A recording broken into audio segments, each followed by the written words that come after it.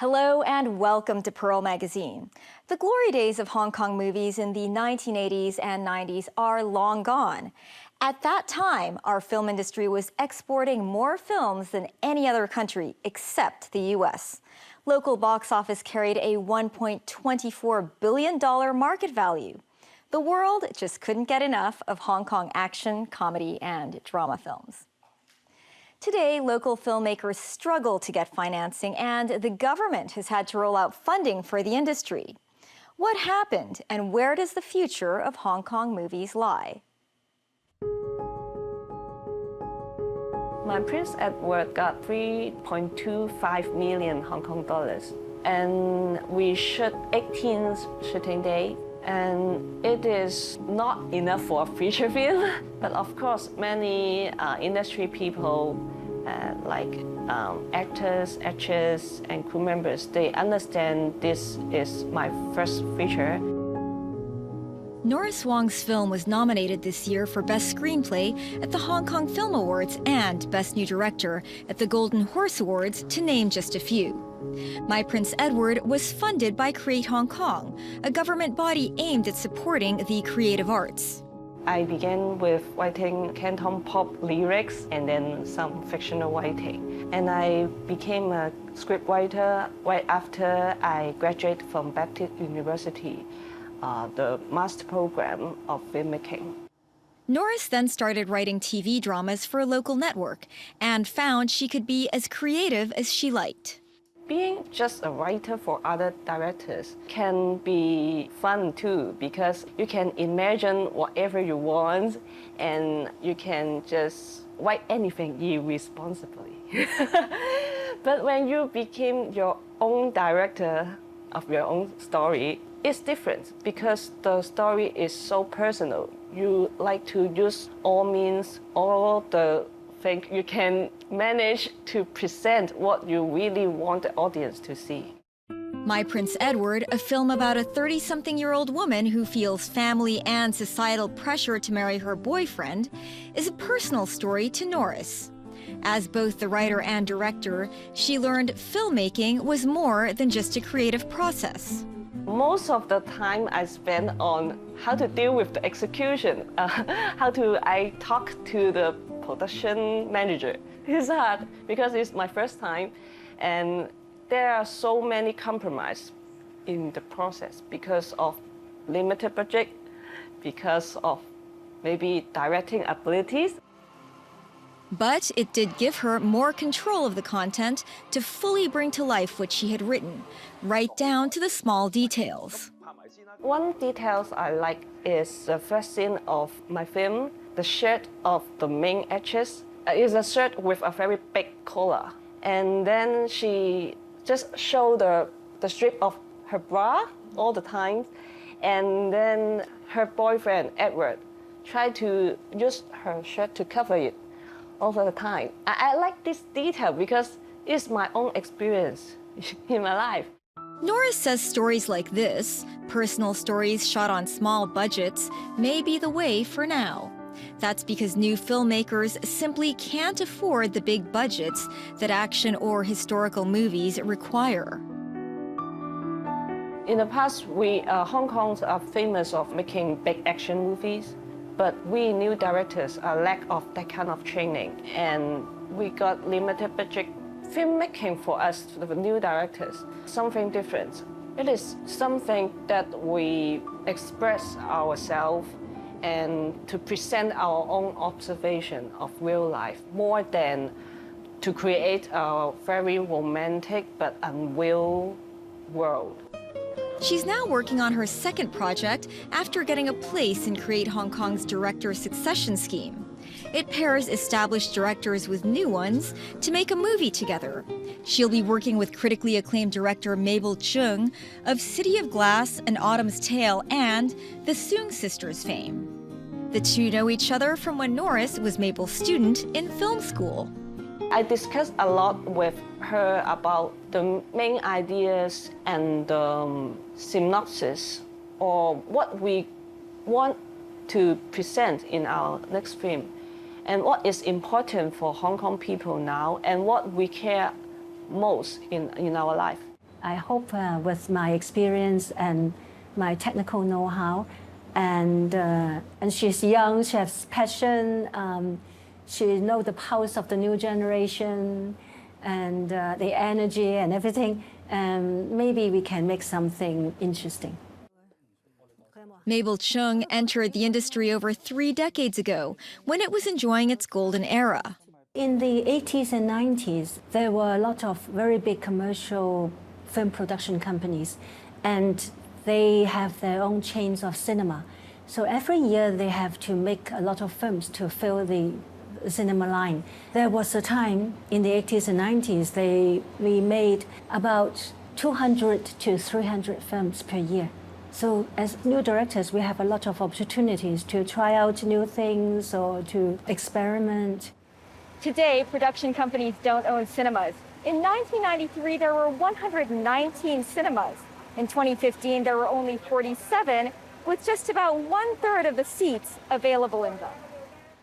On top of this, foreign films now account for 80% of the box office, compared to 20% in 1993, reversing the ratio of local films to foreign films.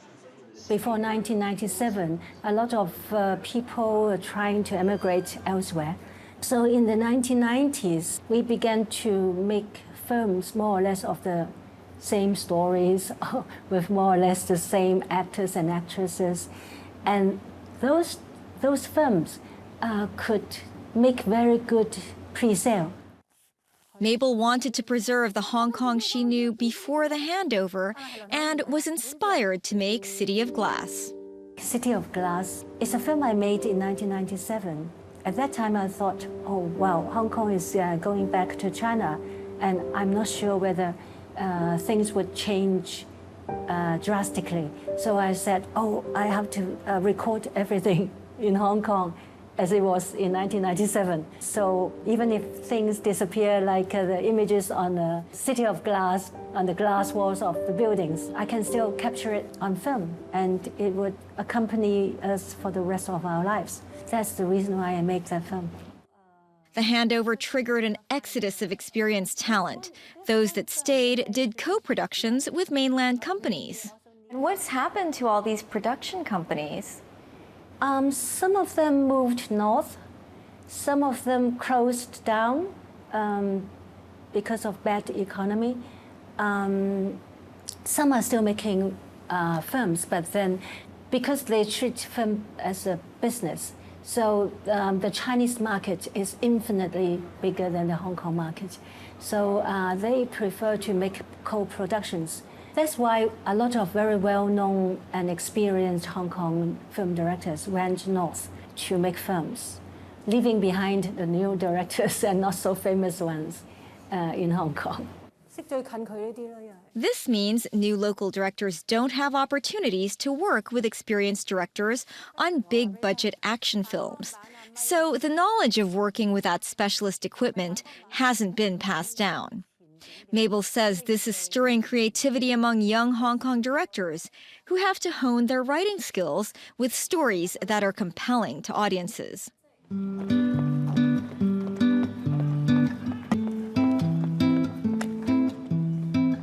Even making films using their mobile phones, as Norris did with her short film about 2 bodyguards. It was low budget, but a great watch. I think the Hong Kong new directors really have to work hard on the contents. And many of the better new directors, they have very good script. They have to learn to write good scripts. Special effects or, technical things you will learn sooner or later. But for the creative thinking, it is always in demand. I think there are 2 ways we can go. One is go for indie, making the film in a very small scale, like maybe use the phone to shoot it, maybe make the budget under 2 million. Another way is to find some opportunity to cooperate with some other places in Asia other than mainland China, maybe in Taiwan or in Malaysia. Currently in Taiwan to attend the recent Golden Horse Awards for which her film was nominated, she's looking to find funding for upcoming projects. I'm going to Golden Horse Film Festival next week or to meet some investor for my next TV drama series. And then we're looking for some opportunity and some connections that we can have some Hong Kong, Taiwan co-production for both feature film and drama series.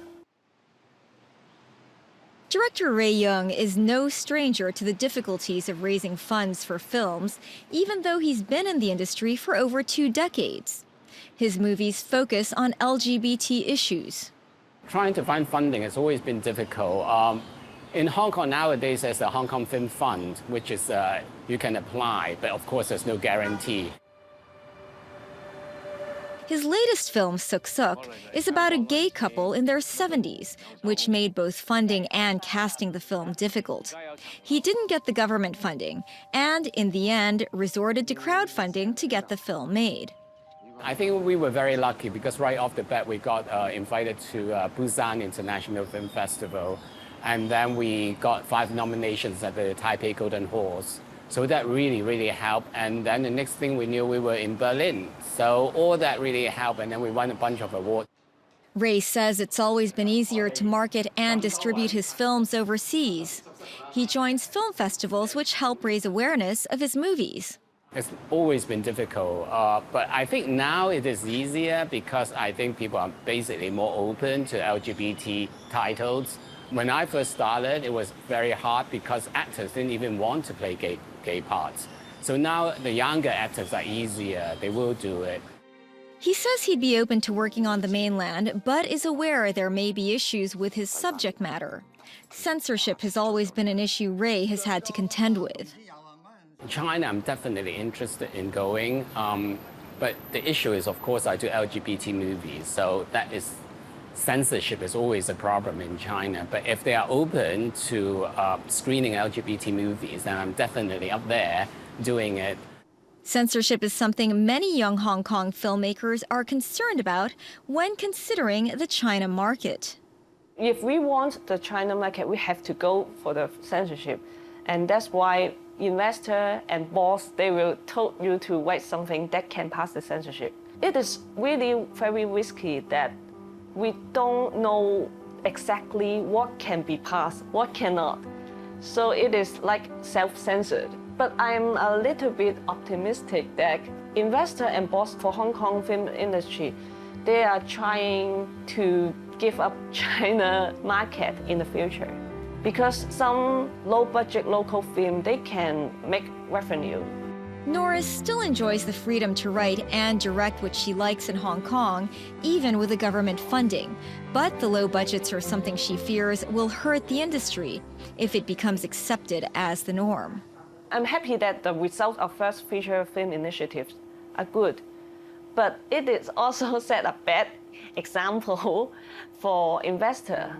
They believe, oh, you can just finish a feature film by 2 million, 3 million, and you can get revenue from that. And it is not healthy for the market. When we come back, we find out if a game of the traditional Mahjong tiles provides longevity for the old. Stay with us.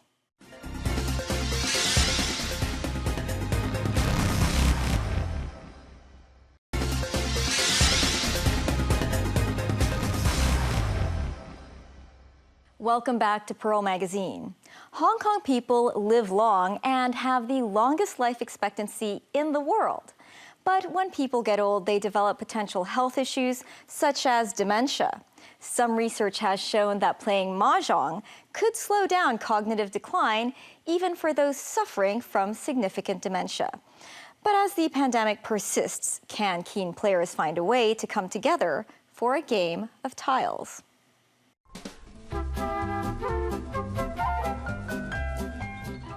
"79-year-old Uncle Lam suffers from mild dementia. He had a stroke last year. A blood clot in the brain caused deterioration in cognition. Every now and then he goes to rehabilitation here at this center. And on this day, they're playing Mahjong. 3缺1啊！嚟砌腳啦，我哋。喂，咁撈哥，你今日咁早嘅有腳，係咪？唔一樣。好，德普，你啲章法係最犀利。Uncle Lam stayed at home mostly after he fell ill and says he does not have many friends, so an outing to the centre is a treat for him. I feel lonely at home. I have a lot of friends here, and we're all very happy. The centre operator says they have run Mahjong sessions for over 20 years.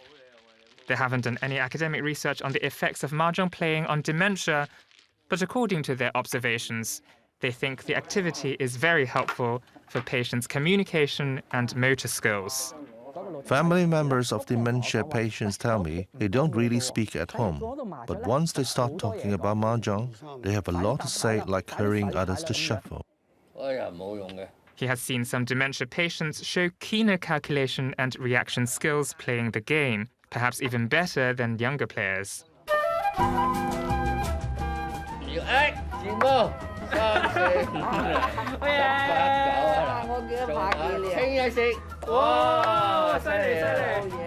The improvements changed his impression of dementia patients. I thought while someone with dementia may not be as sharp as they used to be, and there are things they can no longer manage, they could still demonstrate their capabilities when they play Mahjong. Veteran dementia researcher Dr. Timothy Kwok says memory and motor skills of dementia patients will deteriorate as their brain functions weaken, but the deterioration could be slowed down if they engage their brains more. In particular, Mahjong playing could train the brain and enhance social skills. Playing Mahjong can help train many of their abilities, such as their focus. When you have a ready hand, you have to make sure you have the right tiles, and you have to plan and strategize how you play. It takes 4 to play a game of Mahjong, and rarely are players silent during the game. So this facilitates social exchange and helps train their brains. A stroke caused Uncle Lam's problems. He goes to the community centre to play Mahjong every few days. But when he was young and worked as a taxi driver, he made a point to avoid the game. Some gamble with Mahjong and are addicted to it. They'd rather not drive and play Mahjong, which means no income, and sometimes they'd lose money. I couldn't afford to do so. But as he got older, he discovered another side to Mahjong playing, and it's keen to use the game as a way to slow down dementia. I don't have to win. It's a joy to just chat and play. Helps me kill the time. 下家9張落地喎，小心啲。自摸食，耶食喎。 69-year-old Mrs. Tam discovered this Mahjong app last year at the Geron Tech and Innovation Expo. She plays Mahjong every day after finishing housework. 頭先我打咗3盤麻雀。 I played 3 rounds just now and won twice, and shuffling tiles encourages hand and leg movements. Mrs. Tam has always enjoyed playing Mahjong with friends. But since COVID-19 broke out, she's hardly left home. She says she's glad to have found this app. If I can play on my tablet, I won't have to leave home and take public transport. She has used the app for about half a year and feels that she can recall things she thought she had already forgotten. It was probably 30 years ago when my husband, family, and I first flew on a plane. That was 1994. When I last looked at my photos, I struggled to recall when and where we've been. As of recently, I can recall these memories. It probably has something to do with playing Mahjong, which helps train my brain and memory. Veteran psychogeriatrician Edward Yu says research has shown that not only can Mahjong playing help dementia patients improve, it also lowers the risk of dementia for those who don't suffer from the illness. He also says while virtual Mahjong does not have the social element, Players will engage in similar processes such as identifying and arranging the tiles, which could achieve a similar effect to physical Mahjong. And virtual Mahjong no doubt has its advantage during the pandemic. This is a bit of a beggars can't be choosers situation. When you can't find enough players for a game, I think virtual Mahjong has a huge advantage, which allows you to continue to play and train one's brain. The Mahjong app Mrs. Tam plays was developed by Nathan. He wanted to encourage more seniors to play, so he introduced a multiplayer mode so they could play together. This community center, Ms. Chow works at, purchased the app to let seniors experience virtual Mahjong. If they're playing on their own, they lose their social abilities and would just stay at home. If they come to the community center, they might share and update each other with their lives, which helps with their social well-being. Nathan says the app gathers data on the players' calculation, memory, and responses when they play. This could help analyze whether they display symptoms of brain function deterioration, which could contribute to early identification of dementia. I urge everyone to not see dementia as a taboo. We should get to know the disease better.